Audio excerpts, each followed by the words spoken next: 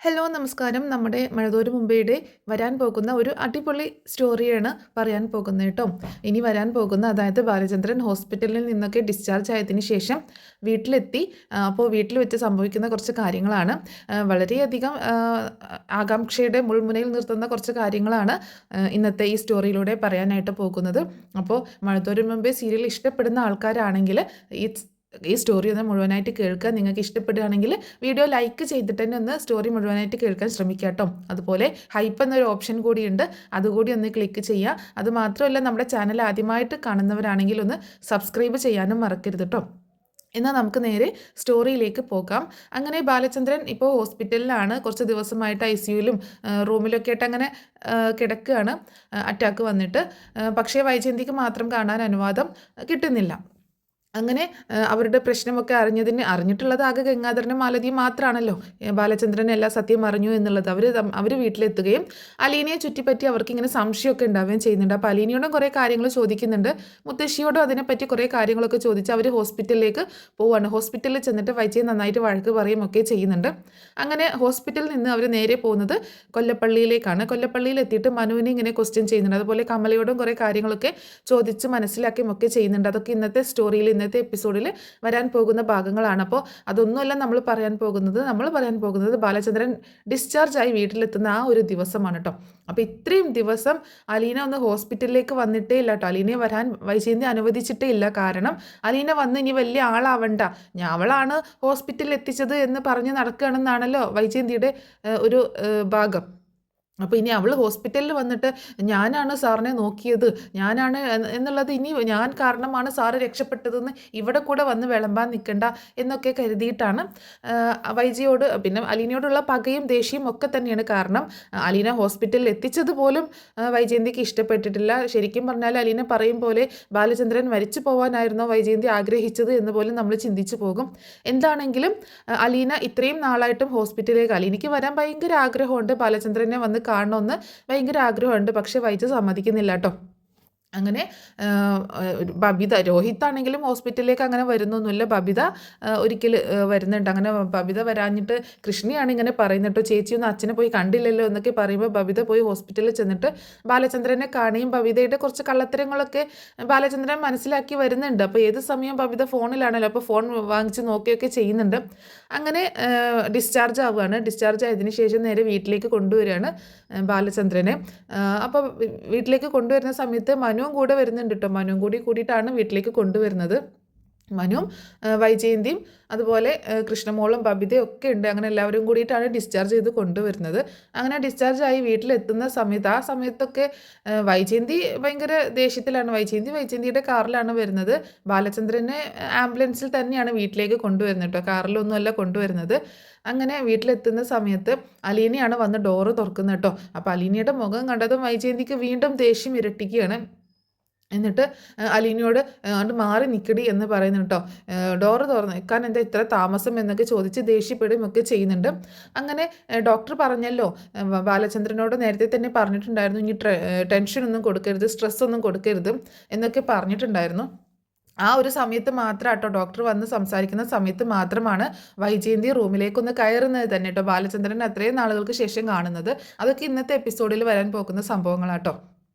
അങ്ങനെ വീട്ടിലെത്തുന്ന സമയത്ത് അലീനയോട് അവിടെ നിന്ന് മാറി നിൽക്കാൻ പറയണം. അങ്ങനെ ബാലചന്ദ്രനെ ഇറക്കി വീട്ടിലേക്ക് കയറ്റി കൊണ്ടുവരുന്നുണ്ട് കേട്ടോ, വീട്ടിലേക്ക് കൊണ്ടുവരുന്നുണ്ട്. അങ്ങനെ മെല്ലെ പതിയെ നടന്നൊക്കെ തന്നെയാണ് ബാലചന്ദ്രൻ വരുന്നത്. അങ്ങനെ വരുന്ന സമയത്ത് അലീന അവിടെ മാറി നിൽക്കുന്നുണ്ടായിരുന്നു കേട്ടോ. അപ്പോൾ അലീന ഇങ്ങനെ ബാലചന്ദ്രൻ നോക്കുന്നുണ്ട്. അങ്ങനെ ബാലചന്ദ്രനെ റൂമിലേക്ക് കൊണ്ടുപോകാൻ നിൽക്കുന്ന സമയത്ത് ബാലചന്ദ്രൻ പറയുന്നുണ്ട്, ഞാൻ അങ്ങോട്ടേക്കില്ല, ഞാൻ ഇനി മുകളിലാണ് താമസിക്കാൻ പോകുന്നത് എന്ന് പറയുമ്പോൾ അത് വലിയൊരു അടിയായി പോവുകയാണ് വൈജയ്ക്ക് കേട്ടോ. കാരണം വൈജ അതൊരിക്കലും പ്രതീക്ഷിച്ചില്ല. എന്താണെങ്കിലും വീട്ടിൽ വന്നു കഴിഞ്ഞാൽ തൻ്റെ കൂടെ തന്നെ ഉണ്ടാവുമല്ലോ, തൻ്റെ റൂമിൽ തന്നെ ഉണ്ടാവുമല്ലോ. അപ്പോൾ ബാലചന്ദ്രനുമായിട്ട് സംസാരിക്കാം, ബാലചന്ദ്രൻ്റെ കാര്യങ്ങളൊക്കെ നോക്കാം എന്നൊക്കെയാണ്. എന്താണ് ബാലചന്ദ്രൻ്റെ പ്രശ്നങ്ങൾ പതിയെ മനസ്സിലാക്കാം എന്നൊക്കെയുള്ളൊരു പ്രതീക്ഷ വൈജയ്ക്ക് ഉണ്ടായിരുന്നു. പക്ഷേ ഇതുകൂടി കേട്ടപ്പോൾ വൈജയുടെ സകല നിയന്ത്രണം വിട്ടുപോവാണ്. അതെന്തിനാണ് മുകളിൽ പോയി കിടക്കുന്നത്, ബാലചന്ദ്രൻ്റെ റൂം ഇതല്ലേ, ഇവിടെയല്ലേ കിടക്കാറ് എന്നൊക്കെ പറയുമ്പോൾ ബാലചന്ദ്രൻ പറയുന്നുണ്ട്, അലീന ഞാൻ മുകളിലെ റൂമിലാണ് കിടക്കുന്നത്, പെട്ടെന്ന് പോയി ആ റൂം ക്ലീൻ ആക്കാൻ പറയാണ്. പെട്ടെന്ന് തന്നെ അലീന ചെന്നിട്ട് ശരി സാർ എന്നും പറഞ്ഞുകൊണ്ട് അലീന ഓടിപ്പോയിട്ട് റൂമൊക്കെ ക്ലീൻ ആക്കുന്നുണ്ട് കേട്ടോ. അങ്ങനെ റൂം ക്ലീൻ ആക്കുന്നുണ്ട്. അപ്പോൾ ആ സമയത്ത് വൈജയന്തി ആണെങ്കിൽ ഇവിടെ നിന്ന് കലി തുള്ളുകയാണ്. എന്തിനാ അപ്പോൾ മുകളിൽ റൂമിലോട്ട് പോണത്? അവിടെ അങ്ങോട്ട് സ്റ്റെപ്പ് കയറാൻ പറ്റുമോ എന്നൊക്കെ ചോദിക്കുമ്പോൾ സ്റ്റെപ്പ് കയറിയാൽ പിന്നെ ഞാൻ ഇങ്ങോട്ട് ഇറങ്ങുന്നില്ലല്ലോ. അതുകൊണ്ട് ഞാൻ അവിടെയാണ് താമസിക്കാൻ പോണത്. കയറി ഇറങ്ങി കളിക്കാനൊന്നും നിൽക്കുന്നില്ല എന്ന് പറയാണ്. വൈജ പറയുന്നുണ്ട് ഇതല്ലേ ബാലചന്ദ്രൻ്റെ റൂം. ഇനി ഞാൻ അവിടെ കിടക്കുന്നത് കൊണ്ടാണെങ്കിൽ ഞാൻ അവിടെ നിന്ന് മാറിത്തരാം എന്ന് പറയുമ്പോൾ അയ്യോ വേണ്ട, ആരും എനിക്ക് വേണ്ടി ഒന്നും ചെയ്യണ്ട. ഞാൻ മുകളിൽ തന്നെ പോയി കിടന്നോളാം എന്ന് വൈജി നോക്കുന്നൊന്നുമില്ല കേട്ടോ. അപ്പോൾ ബാലചന്ദ്രൻ എന്താ എന്നെ മുഖത്തോട്ട് പോലും നോക്കി ഒരു കാര്യം സംസാരിക്കാത്തത്? ഞാൻ എന്ത് തെറ്റ് ചെയ്തു ബാലചന്ദ്രനോട് എന്നൊക്കെ പറഞ്ഞ് വീണ്ടും പ്രശ്നം ഉണ്ടാക്കാൻ നിൽക്കുമ്പോൾ മനുവിനെ ഇങ്ങനെ ഒന്ന് നോക്കുകയാണ് ബാലചന്ദ്രൻ. അപ്പോൾ മനു പറയുന്നുണ്ട് ആൻറ്റി പ്ലീസ്, നമ്മളിപ്പോൾ ഹോസ്പിറ്റലിൽ നിന്ന് വന്നതേ ഉള്ളൂ, ഡോക്ടർ പറഞ്ഞതൊക്കെ ആൻറ്റി കൂടി കേട്ടതല്ലേ, ഇനി അടുത്തൊരു സ്ട്രോക്കിന് കൂടെ വഴിയൊരുക്കണോ? ഇപ്പോൾ അങ്കിളിന് തൽക്കാലം റെസ്റ്റും കുറച്ച് മനസ്സമാധാനമൊക്കെ വേണ്ടത് അതൊക്കെയാണ്. അപ്പോൾ അങ്ങനെയൊക്കെ അതിനൊക്കെ ആയിട്ട് അങ്കിള് അവിടെ മുകളിൽ തന്നെ കിടന്നോട്ടെ, സോറി ആൻറ്റിക്കല്ല അങ്കിളിന്, ആൻറ്റി എന്ന് പറഞ്ഞു എന്നൊരു ഡൗട്ട്. അപ്പോൾ അങ്കിളിന് വേണ്ടത് സമാധാനവും സ്വസ്ഥതയും കുറച്ച് റെസ്റ്റൊക്കെയാണ്. അത് ശരീരത്തിന് മാത്രം പോരാ, മനസ്സിനും കൂടി വേണം. അപ്പോൾ അങ്കിളിന് മനസ്സിന് ഒരു സ്വസ്ഥതയും സമാധാനം കിട്ടുന്ന ഒരു സ്ഥലം അങ്കിൾ തിരഞ്ഞെടുത്തോട്ടെ. തൽക്കാലത്തേക്ക് അങ്കിൾ അങ്ങനെ നിൽക്കട്ടെ. അസുഖം കുറേ നാളൊന്നും റെസ്റ്റ് എടുക്കേണ്ട ആവശ്യമില്ലല്ലോ, കുറച്ച് ദിവസങ്ങളല്ലേ ഉള്ളൂ. അതുകൊണ്ട് തൽക്കാലം അങ്കിൾ മുകളിൽ കിടക്കട്ടെ എന്ന് പറയണം.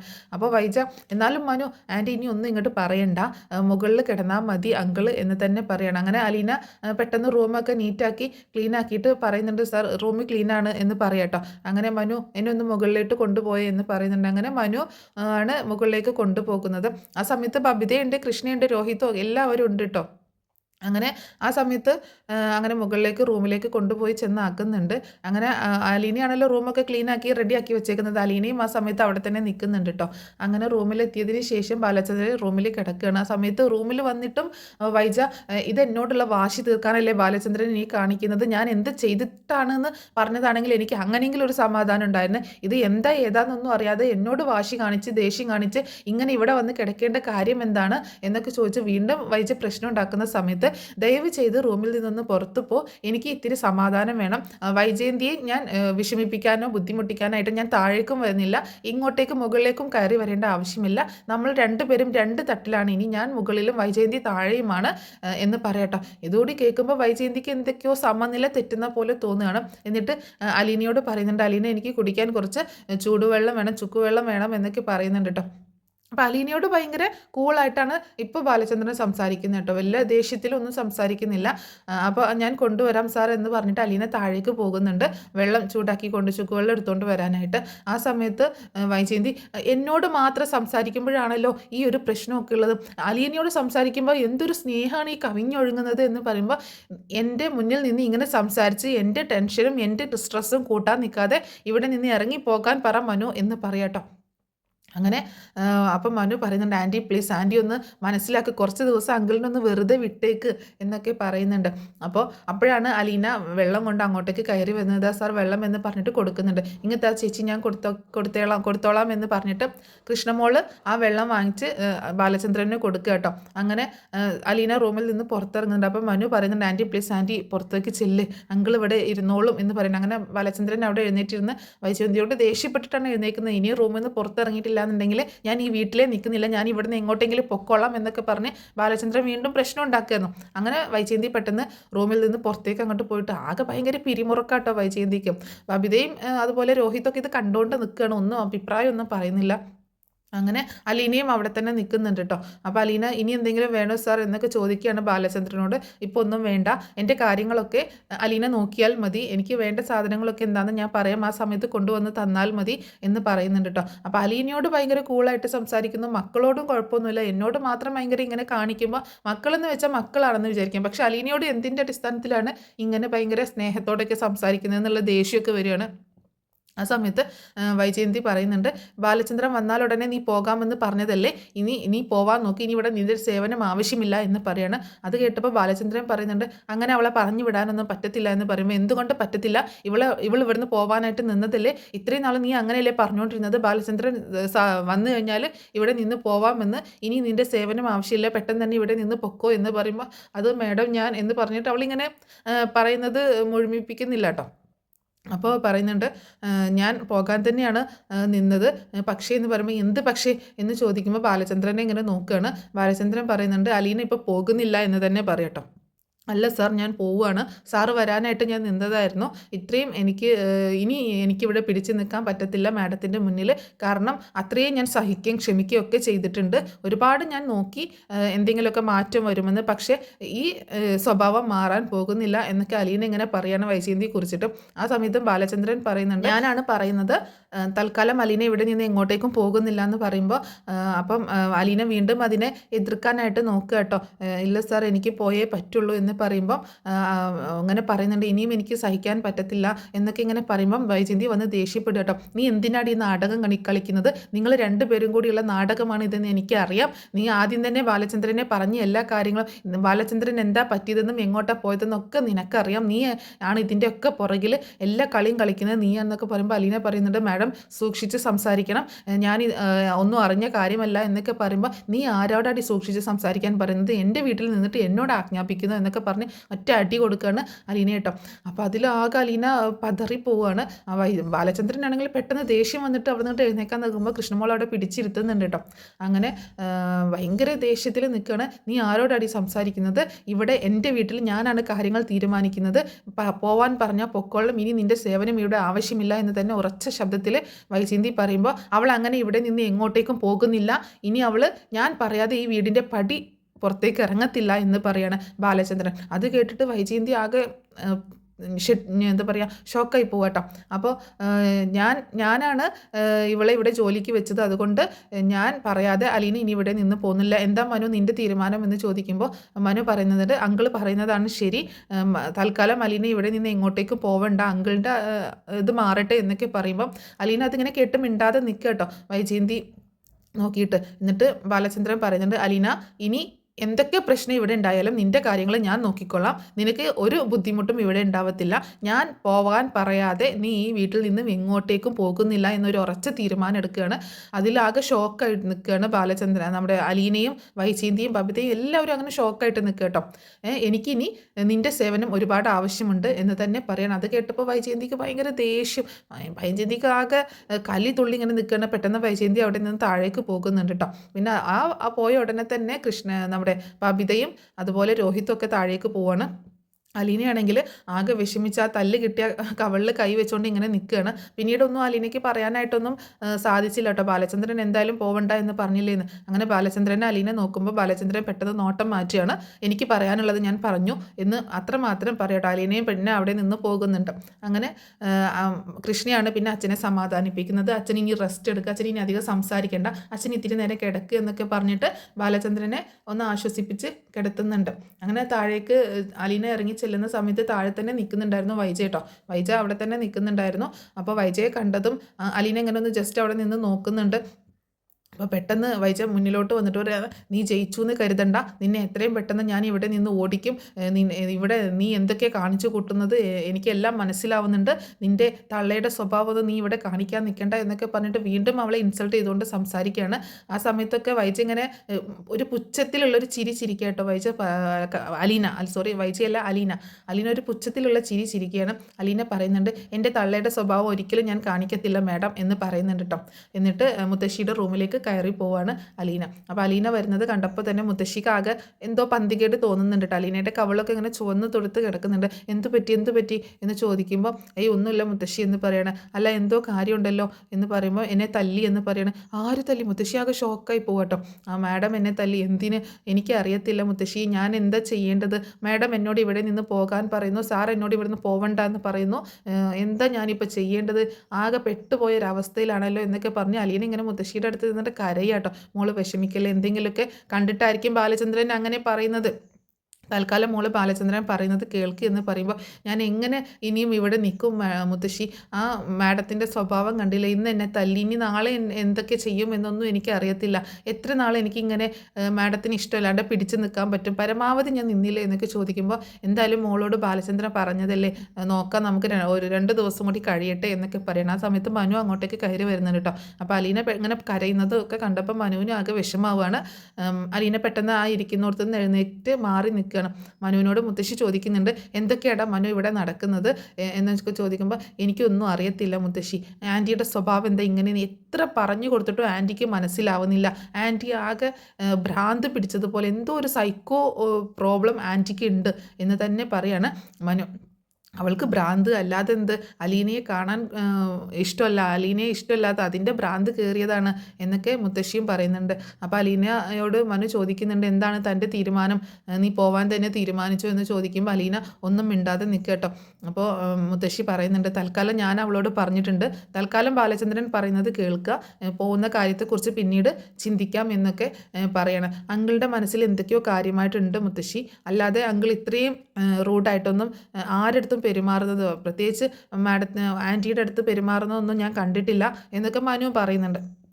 എന്താണെങ്കിലും കുറച്ച് സമയമെടുക്കും അതൊക്കെ ഒന്ന് ക്ലിയർ ആവാൻ, അതുവരെയെങ്കിലും ആൻറ്റിക്ക് ഒന്ന് ക്ഷമിച്ചൂടെ, അത് പറഞ്ഞാലാണെങ്കിൽ ആൻറ്റിയുടെ തലയിലേക്ക് കയറത്തൂല എന്നൊക്കെ പറയാണ് മനു. എന്താണെങ്കിലും നമുക്ക് നോക്കാം, നീ ഏതായാലും തൽക്കാലം ഇവിടെ നിന്ന് പോവണ്ട എന്ന് തന്നെ പറയാണ് മനു അലീനയോട്. അലീന അതിന് മറുപടി ഒന്നും പറയുന്നില്ല കേട്ടോ. അങ്ങനെ പിന്നീട് കാണിക്കുന്നത് വൈജയന്തിയെ തന്നെയാണ്. വൈജയന്തി ആണെങ്കിൽ റൂമിൽ അങ്ങോട്ടും ഇങ്ങോട്ടും ഇങ്ങനെ നടക്കുകയാണ്. ഇതിപ്പോൾ എന്താ ഇനിയിപ്പോൾ ചെയ്യാം, ബാലചന്ദ്രൻ മുകളിൽ ഞാൻ താഴെ എന്നുള്ള ഒരു ചിന്ത, അത് മാത്രമല്ല അലീനയോട് ഭയങ്കര സെൻറ്റിമെൻറ്റ്സും സ്നേഹവും ഒക്കെ, അപ്പോൾ മുകളിലോട്ട് കയറി ചെല്ലരുത് എന്നാണ് പറഞ്ഞേക്കുന്നത്. അങ്ങനെ വൈജയന്തി റൂമിൽ നിന്ന് പുറത്തിറങ്ങി വരുന്ന സമയത്ത് കാണുന്നത് അലീന ബാലചന്ദ്രനുള്ള ഫുഡൊക്കെ എടുത്തുകൊണ്ട് മുകളിലേക്ക് പോകുന്നതാട്ടോ. അപ്പോൾ അങ്ങോട്ടേക്ക് നടക്കുന്ന സമയത്ത് നീ ഇത് എങ്ങോട്ടാന്ന് ചോദിക്കുകയാണ് അലീനയോട്. ഞാൻ സാറിനുള്ള ഭക്ഷണം കൊടുക്കാൻ പോവുകയാണെന്ന് പറയുമ്പോൾ, അത് ഇങ്ങോട്ട് തന്നേക്ക് ഞാൻ കൊടുത്തോളാം എന്ന് പറയുമ്പോൾ, വേണ്ട മാഡത്തോട്ട് അങ്ങോട്ടേക്ക് ചെല്ലണ്ട എന്നല്ലേ പറഞ്ഞേക്കണത്, ഞാൻ തന്നെ കൊടുത്തോളാം എന്ന് ഒരു ഉറച്ച ശബ്ദത്തിൽ പറയാണ് അലീന. അത് കേട്ടപ്പോൾ വൈജയന്തി ആകെ ഷോക്കാവുന്നുണ്ട് കേട്ടോ. എന്നാൽ നീ കൊണ്ടുപോയി കൊടുക്കണ്ട, അവിടെ കൃഷ്ണമോളുണ്ടല്ലോ, കൃഷ്ണമോളോ ബബിത ആരെങ്കിലും കൊണ്ടുപോയി കൊടുത്തോളും എന്ന് പറയുമ്പോൾ ബബിതയെ വിളിക്കുന്നുണ്ട് കേട്ടോ. ബബിതയെ എന്ന് വിളിക്കുമ്പോൾ ബബിത, എന്താ അമ്മ എന്തിനാ ഇങ്ങനെ ഒച്ചെടുത്ത് കീറി വിളിക്കുന്നതെന്ന് ചോദിക്കുമ്പോൾ, ഇങ്ങോട്ടേക്ക് വന്ന ഈ ഫുഡൊന്നും എടുത്ത് അച്ഛന് കൊണ്ടുപോയി കൊടുത്തതെന്ന് ചോദിക്കുമ്പോൾ, ഞാനൊരു അത്യാവശ്യ കാര്യം ചെയ്തുകൊണ്ടിരിക്കുകയാണ്, അമ്മയ്ക്ക് കൊണ്ടുപോയി കൊടുക്കാൻ പാടില്ലേ, ഓ അമ്മയോട് മുകളിലോട്ട് ചെല്ലണ്ടെന്നാണല്ലേ അച്ഛൻ പറഞ്ഞിരിക്കുന്നത്, എന്നാൽ അവൾ കൊണ്ടുപോയി കൊടുത്തോളൂ, അലീനല്ലേ കൊണ്ടുപോയി കൊടുക്കുന്നത്, പിന്നെ അമ്മ എന്തിനാ എന്നെ ബുദ്ധിമുട്ടിക്കുന്നതെന്ന് ചോദിച്ച് ബബിത അവിടെ നിന്ന് പോകുന്നുണ്ട് കേട്ടോ. അപ്പോൾ വൈജയന്തി കൃഷ്ണയെ വിളിക്കുകയാണ്. കൃഷ്ണ ഇങ്ങോട്ടേക്കൊന്ന് വന്നേ, ഇതൊന്ന് കൊണ്ടുപോയി കൊടുത്തേ എന്നൊക്കെ പറയുമ്പം, ഇത് ഞാൻ തന്നെ കൊണ്ടുപോയി കൊടുത്തോളാം സാറിന് എന്ന് പറഞ്ഞിട്ട് അലീന പോവാണ്. വേണ്ടാന്നല്ലേ പറഞ്ഞത്, നീ കൊണ്ടുപോയി കൊടുക്കണ്ട, നീ അവിടെ നിൽക്കുക എന്ന് പറയുമ്പോൾ, അതെന്താ ഞാൻ കൊണ്ടുപോയി കൊടുത്താൽ, സാർ എന്നോടാണ് ഇത് കൊണ്ടുപോയി ചെല്ലാൻ പറഞ്ഞിട്ടുള്ളത്, ഞാൻ തന്നെ കൊണ്ടുപോയി കൊടുത്തോളാം, മാഡം ഇനി ആരെയും വിളിച്ച് ബുദ്ധിമുട്ടണ്ട എന്ന് പറയണം. ആ സമയത്ത് കൃഷ്ണ അങ്ങോട്ടേക്ക് വരുന്നുണ്ട്. എന്താ അമ്മ എന്തിനാ വിളിച്ചേ എന്ന് ചോദിക്കുമ്പോൾ, നീ ആ ഫുഡ് എടുത്ത് അച്ഛന് കൊണ്ടുപോയി കൊടുക്കുക എന്ന് പറയുമ്പോൾ, അതല്ലേ അലീന ചേച്ചി കൊണ്ടുപോകുന്നത്, പിന്നെ എന്തിനാ ഞാൻ കൊണ്ടുപോയി കൊടുക്കുന്നത്, നിനക്ക് നിൻ്റെ അച്ഛനല്ലേ, നിനക്ക് കൊണ്ടുപോയി കൊടുത്താൽ എന്താ, എൻ്റെ അച്ഛനാണ്, ഞാൻ കൊണ്ടുപോയി കൊടുക്കുകയും ചെയ്യും, പക്ഷേ ചേച്ചിയുടെയും അച്ഛൻ തന്നെയാണ്, ചേച്ചിയും ആ ഒരു അച്ഛൻ്റെ സ്നേഹത്തോടെ തന്നെയാണ് അച്ഛൻ കാണുന്നത്, അതുപോലെ ചേച്ചിക്കും തന്നെ ഒരു അച്ഛനോടുള്ള ഒരു സ്നേഹമാണ് എന്നൊക്കെ പറയുമ്പോൾ, നീ കൂടുതൽ സംസാരിക്കുന്നു വേണ്ട, ഭക്ഷണം എടുത്ത് കൊണ്ടുപോയി അച്ഛന് കൊണ്ടുപോയി കൊടുക്കുമെന്ന് പറയുമ്പോൾ, വാ ചേച്ചി നമുക്ക് 2 പേർ കൂടി കൊണ്ടുപോയി കൊടുക്കാമെന്ന് പറഞ്ഞിട്ട് കൃഷ്ണ അലീനയെ കൂട്ടി പോവാണ്. നിന്നോട് മാത്രമല്ലേ കൊണ്ടുപോകാൻ പറഞ്ഞത്, എന്തിനാ അവളെ കൂട്ടുന്നതെന്ന് ചോദിക്കുമ്പോൾ, അത് ഞങ്ങൾ 2 പേരും കൂടി കൊടുത്താൽ എന്താ കുഴപ്പം അമ്മയ്ക്ക്, അമ്മയുടെ കാര്യം നോക്ക്, അമ്മയ്ക്ക് ഏതായാലും അങ്ങോട്ടേക്ക് വരേണ്ട ആവശ്യമൊന്നുമില്ലല്ലോ, അമ്മ ഇവിടെ ഇരുന്നാൽ മതി, അച്ഛൻ ഇത്തിരി സ്വസ്ഥതയും സമാധാനം അവിടെയെങ്കിലും കിട്ടിക്കോട്ടെ എന്ന് പറഞ്ഞിട്ട് അലീനയും കൂട്ടിയിട്ട് കൃഷ്ണ മുകളിലേക്ക് ചെല്ലുകയാണ്. അങ്ങനെ ഭക്ഷണം കൊടുക്കാനായിട്ട് കൊണ്ടുപോയി കൊടുക്കുന്ന സമയത്ത് കൃഷ്ണയാട്ടോ എടുത്ത് കൊടുക്കുന്നത്. അലീന എടുത്ത് കൊടുക്കുമ്പോൾ കൃഷ്ണയാണ് ബാലചന്ദ്രന് ഫുഡൊക്കെ എടുത്ത് കൊടുക്കുന്നത്. ആ സമയത്ത് അലീന ഒന്നും സംസാരിക്കുന്നൊന്നുമില്ല. അപ്പോൾ കൃഷ്ണ പറയുന്നുണ്ട്, ഈ ഫുഡ് ഇങ്ങോട്ട് കൊണ്ടുവരുമ്പോൾ അമ്മ അവിടെ കിടന്ന് ഒച്ച എടുക്കുന്നുണ്ട്, അലീന ചേച്ചി കൊണ്ടുവന്നിട്ട്, എന്നിട്ട് എന്നെ വിളിച്ചുകൊണ്ട് ഇങ്ങോട്ടേക്ക് കൊണ്ടുവരാൻ പറഞ്ഞതാണ് എന്നൊക്കെ ഇങ്ങനെ പറയുമ്പോൾ ബാലചന്ദ്രൻ ഒന്ന് അലീനയെ ഇങ്ങനെ നോക്കുക കേട്ടോ. അപ്പോൾ അലീനയും ബാലചന്ദ്രനെ നോക്കുന്നുണ്ട്.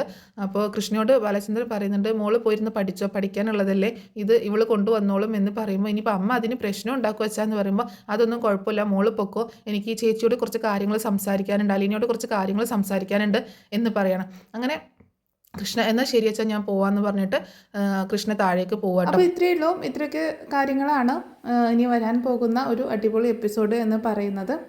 അപ്പോൾ എന്താണെങ്കിലും ഈ സ്റ്റോറി നിങ്ങൾക്ക് ഇഷ്ടമായിട്ടുണ്ടാവുമെന്ന് കരുതുകയാണ്. ഇഷ്ടമായിട്ടുണ്ടെങ്കിൽ സപ്പോർട്ട് ചെയ്യാൻ മറക്കരുത് കേട്ടോ. നമ്മുടെ ചാനൽ ആദ്യമായിട്ട് കാണുന്നവരാണെങ്കിൽ ഒന്ന് സബ്സ്ക്രൈബ് ചെയ്ത് സപ്പോർട്ട് ചെയ്യാനും ലൈക്ക് ചെയ്യാനും ഹൈപ്പ് കൊടുക്കാനും ഒന്നും മറക്കരുത്.